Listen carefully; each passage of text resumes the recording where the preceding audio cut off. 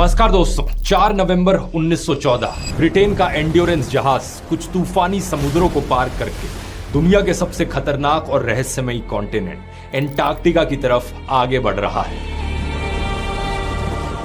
इस जहाज में 28 लोगों का क्रू मौजूद है और कमांड संभाले हैं एक एक्सप्लोरर सर अर्नेस्ट शैकल्टन, जो कुछ ऐसा करना चाहते हैं जो इतिहास में आज तक किसी ने नहीं किया है, पूरे एंटार्क्टिका के कॉन्टिनेंट को पैदल पार करना।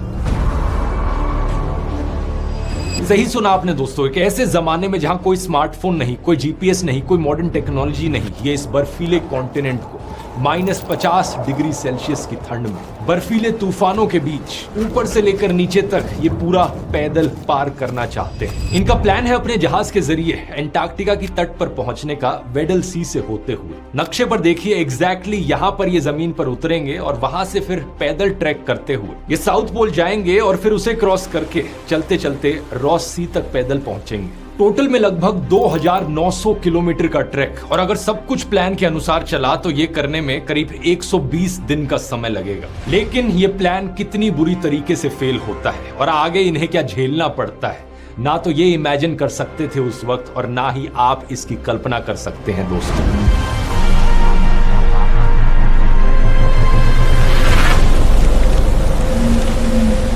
5 नवंबर 1914 ये एंड्योरेंस जहाज साउथ जॉर्जिया आइलैंड के एक व्हेलिंग स्टेशन पर पहुंचता है। इनके रास्ते में इंसानी दुनिया की ये आखिरी बस्ती थी। नक्शे पर अगर आप इसे देखोगे तो ये group of island south America की टिप के पास मौजूद है। इनके नीचे आता है एंटार्क्टिका का बाहर निकला हुआ हिस्सा, जिसे एंटार्क्टिका पेनिनसुला कहा जाता है, और साथ ही में मौजूद है वेडल सी, एक ऐसा समुद्र जो तीनों तरफ से एंटार्क्टिका की जमीन से घिरा हुआ है। इसकी वजह से यहाँ जमी हुई बर्फ आसानी से बाहर नहीं निकल पाती और बर्फ की एक डेंस परमानेंट लेयर बन जाती है। इस दिन मौसम बड़ा खराब था और वेडल सी में कंडीशंस भी उतनी ही खराब थी। वहां मौजूद लोग शैकल्टन से कहते हैं कि इस मिशन को टाल दो, डिले कर दो, नहीं तो इन कंडीशंस में वहां जाना बहुत ज्यादा रिस्की होगा। लेकिन शैकल्टन अपनी जिद पर अड़े रहे। उन्होंने कहा कोई फर्क नहीं पड़ता, हम आगे चलते रहेंगे।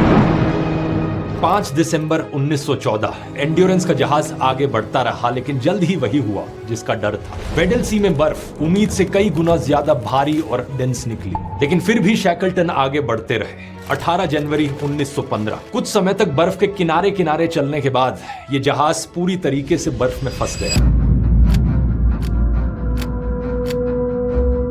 कुछ दिन बाद कुछ क्रू मेंबर्स ने जहाज से 50 गज दूर बर्फ में 15 फीट की एक दरार देखी। ये छोटी सी दरार यहां से निकलने की उनकी आखिरी उम्मीद थी। तो 3 घंटे तक शिप को पूरी ताकत के साथ इंजन की फुल स्पीड पर चलाकर बर्फ से निकालने की कोशिश की जाती है, लेकिन ये शिप 1 इंच भी नहीं हिलती। क्रू मेंबर्स जहाज से बाहर निकलकर आरी, कुल्हाड़ी और छेनी से बर्फ काटने की कोशिश करते हैं, मगर नाकाम रहते हैं। धीरे धीरे ये जहाज जिस बर्फ की चट्टान में फंसा था वो बहते बहते जमीन से और दूर जाने लगी। एंटार्क्टिका की जमीन पर वो पॉइंट जहां क्रू को लैंड करना था उसका नाम था वासेल बे। लेकिन ये बर्फ में फंसा जहाज धीरे धीरे अब और दूर जा रहा था, इससे 60 मील दूर पहुंच गया। दिक्कत यह थी कि इस बर्फ के टुकड़े के बीच और वासेल बे के बीच में फिर भी कुछ पानी मौजूद था, तो क्रू अपने जहाज से उतरकर पैदल चलकर वहां तक नहीं जा सकता था। लेकिन दूसरी तरफ बर्फ में फंसे होने के कारण जहाज भी हिल नहीं पा रहा था। जहाज को निकालने की इस कोशिश में देखते देखते हफ्ते महीने बीतते जाते हैं।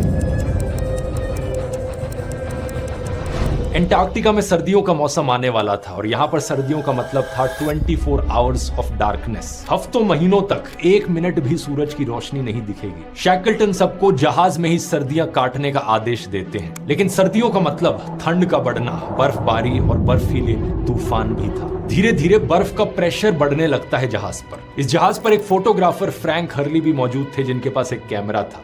तो उस वक्त ये कुछ फोटोज लेते हैं जिन्हें आप स्क्रीन पर देख सकते हैं। इनमें आप साफ देख सकते हो कि कैसे पास मौजूद बर्फ जहाज को दबोचने लग रही है। 30 सितंबर 1915 जहाज के किनारों पर साफ दरारें दिखने लग गई थी, लेकिन क्रू को अभी भी उम्मीद थी। 24 अक्टूबर 1915 शाम को 6:45 अचानक से तेज प्रेशर की वजह से